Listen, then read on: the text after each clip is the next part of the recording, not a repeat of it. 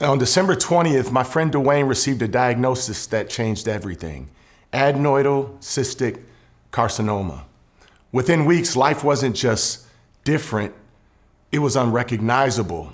And by February, he lost his nose, walking through radiation, stepping into a world that most of us never even think about. You know, there are some conversations that do not happen on stages. They happen in hallways, in hospital waiting rooms, and in those late night texts that just say, hey man, you up? You doing okay? I've known Dewayne Sutton for over 8 years. We've worked together, laughed together, led together, carried pressure together. And this episode is different because he's not just my colleague, he's my friend.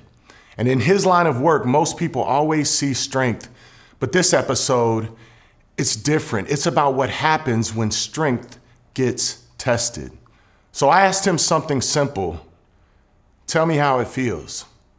I don't want the church answer. I don't want the strong answer. I want the real answer to give strength to people walking through this. And what he told me wasn't just thoughts, it was truth. People think survival is the hard part. They think once you make it through surgery, once the doctors say success, once you wake up and realize you're still here, that the fight is over. But that's not where my story got easier. That's where it changed. Because no one prepares for what comes after. No one prepares you for that moment you look in the mirror and you realize the person staring back has been through something the world can't fully see. Not just the scars, not just the surgeries, but the quiet loss of who you used to be. I remember a time where I didn't think about my face.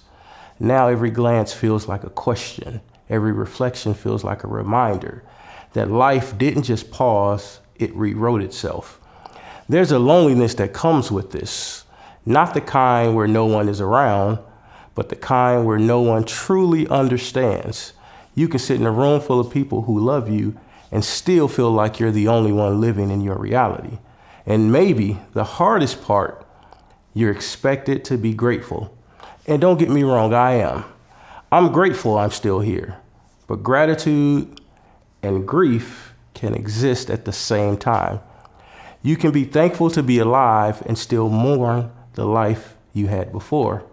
There are moments I miss the version of me that didn't carry this, but I'm learning something. Resilience isn't loud, it's quiet. Stepping outside when you feel exposed. It's facing people again. It's showing up when it would be easier to disappear. And slowly, something shifts.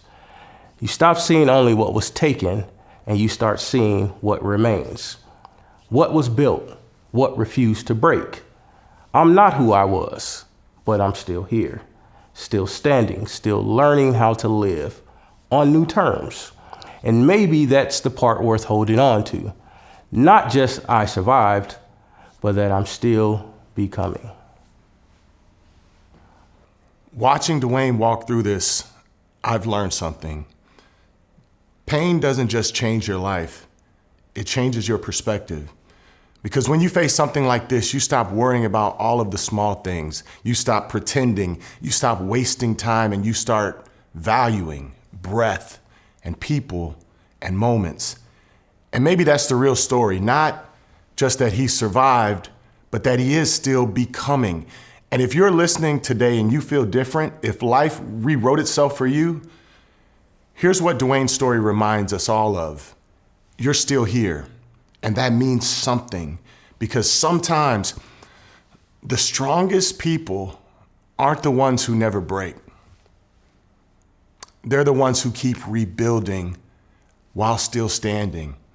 Pain may change your face, it may change your life. But pain doesn't get to decide who you become. And my friend is still becoming. And maybe, so are you. If this story moved you, share it with someone who's walking through something difficult. And subscribe to The Pain Project, because pain doesn't end your story. Sometimes it's where the real one begins.